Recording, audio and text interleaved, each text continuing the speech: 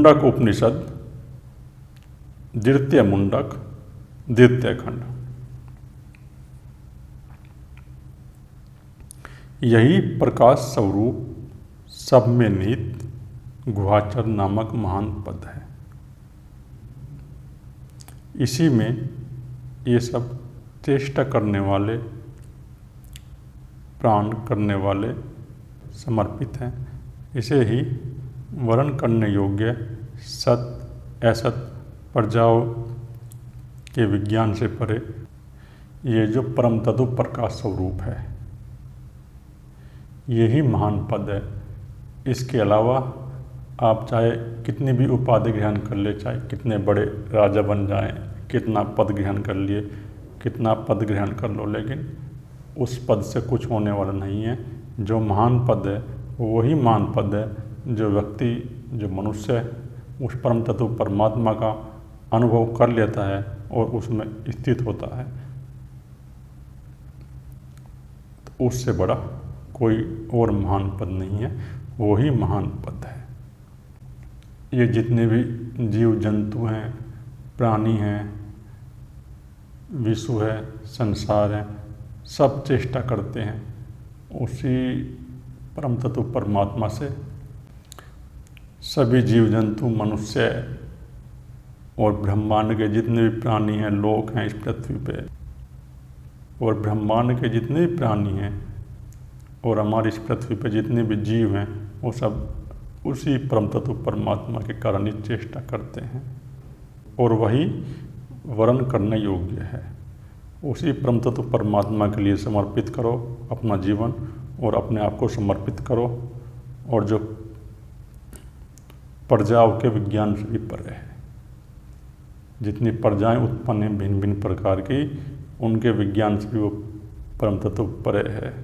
तो इसलिए उस परम तत्व परमात्मा सर्वश्रेष्ठ को जानो और उसका अपने भीतर अनुभव करो।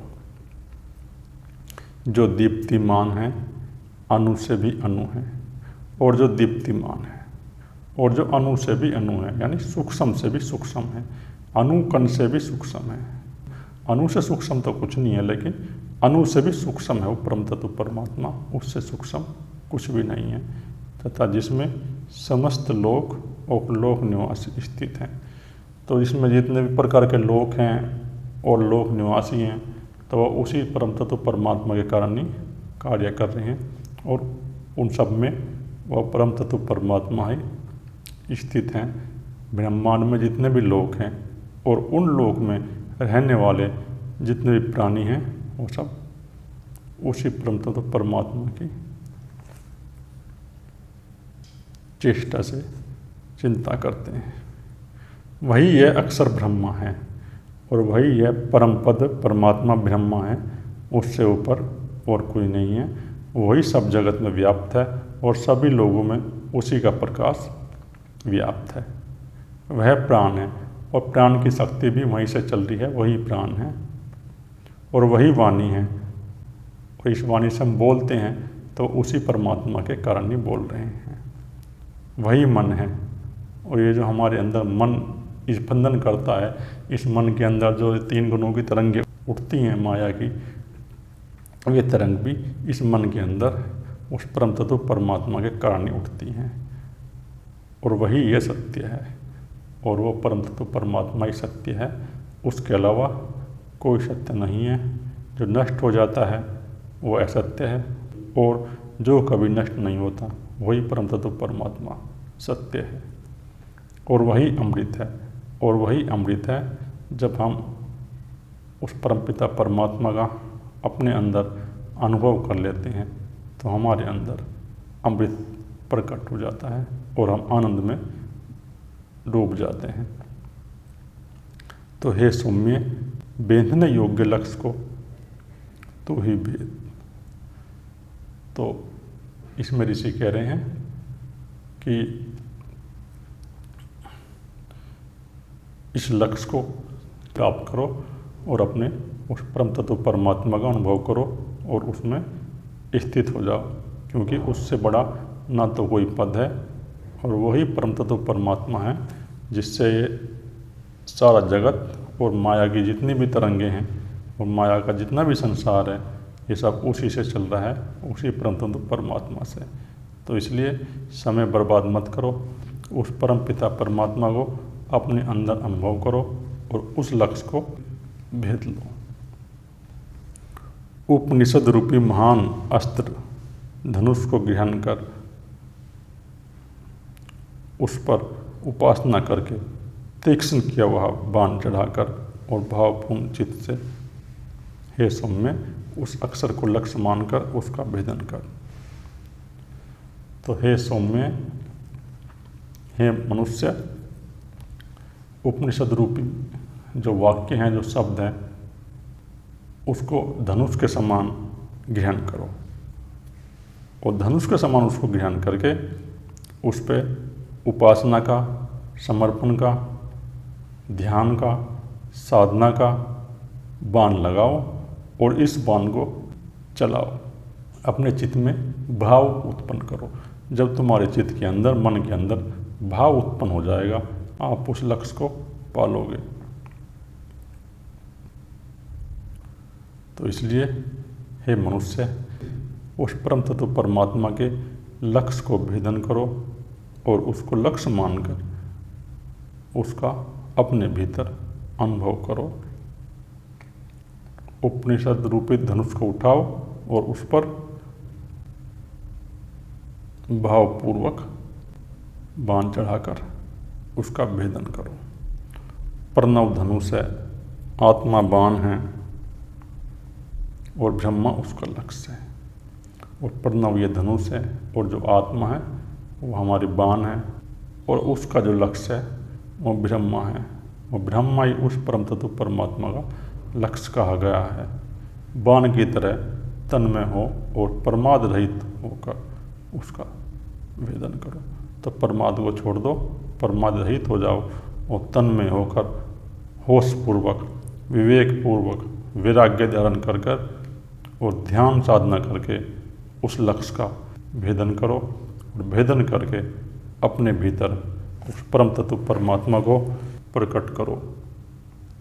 जब आप उस परम तत्व परमात्मा को अपने अंदर प्रकट कर लोगे, आपके अंदर ये सब जितने भी विकार हैं इस शरीर के अंदर, मन के अंदर, ये सब विकार माया के नष्ट हो जाएंगे।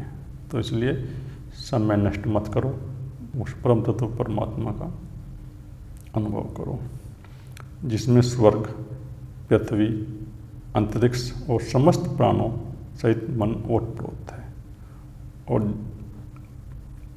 उस परमात्मा के अंदर ही पृथ्वी है, अंतरिक्ष है, अंतरिक्ष में जितने भी लोक हैं, और स्वर्ग है, अन्य जितने भी लोक हैं इस अंतरिक्ष में, वो सब उसी परम तत्व परमात्मा से चल रहे हैं। और प्राण और मन उन सब में ओतप्रोत है जिनसे वहाँ पर जीवन चल रहा है। उस एक आत्मा को ही जानो। और वो जो एक आत्म तत्व है, परम तत्व परमात्मा है, वो जो सबके भीतर विराजमान है, उसी का आप अपने भीतर अनुभव करो और उसको जानो। अन्य सब बातों को छोड़ दो। तो अन्य जितनी भी प्रकार की ये बातें हैं, एक दूसरे के प्रति बातें हो रही हैं कि कौन क्या कर रहा है, किसी ने कितना धन कमा लिया, किसी ने कितना पद प्राप्त कर लिया, तो इन सब बातों को छोड़ दो। दूसरों की बातों तो करो ही मत। अध्यात्म में जो सबसे बड़ी बाधा है, वो सबसे बड़ी बाधा यही है, अध्यात्म की साधना करने वाला साधक का अगर दूसरों पर ध्यान है, दूसरा क्या कर रहा है, क्या खा रहा है और कहाँ जा रहा है, तो वो साधक कहीं भी इस मार्ग में कुछ प्राप्त नहीं कर पाएगा। तो सबसे बड़ा जो अध्यात्म में हमें अपने मन के अंदर धारण करनी है, वो यही बात है कि हमें दूसरों पे बिल्कुल भी ध्यान नहीं रखना, अपने स्वयं पे ध्यान रखना है। कौन क्या कर रहा है ध्यान नहीं रखना, और ना ही किसी की निंदा चुगली करनी है। अगर कोई बात है तो उसको उसके मुंह पे कह दो और बता दो, लेकिन दूसरों पर ध्यान मत करना। अगर दूसरों पर ध्यान रखोगे तो निश्चित ही अध्यात्म में आप कुछ भी तरक्की नहीं कर पाओगे और आपका पतन होना निश्चित है अगर आध्यात्मिक व्यक्ति दूसरों पर ध्यान रखता है। अगर कोई साधु है, संत है, और तुम देख रहे हो कि बात बात में, छोटी छोटी बात में गुस्सा कर रहा है और दूसरों पे उसका ध्यान है, तो यही समझ लेना कि उसने अभी कुछ प्राप्त नहीं करा। वो भीतर से जैसा था ऐसा का ऐसा ही है। तो जो साधक है उसको जो है अपने स्वयं पे ध्यान रखना है, दूसरों पे उसको कभी ध्यान नहीं रखना। तो इन सब बातों को छोड़ दो और यही अमृत का सेतु है। और जब आप इन सब बातों को छोड़ दोगे तो यही अमृत है। तो इसलिए उस परम तत्व परमात्मा को जानो, वही अमृत है। ओम ओम गुरुवे नमः। ओम।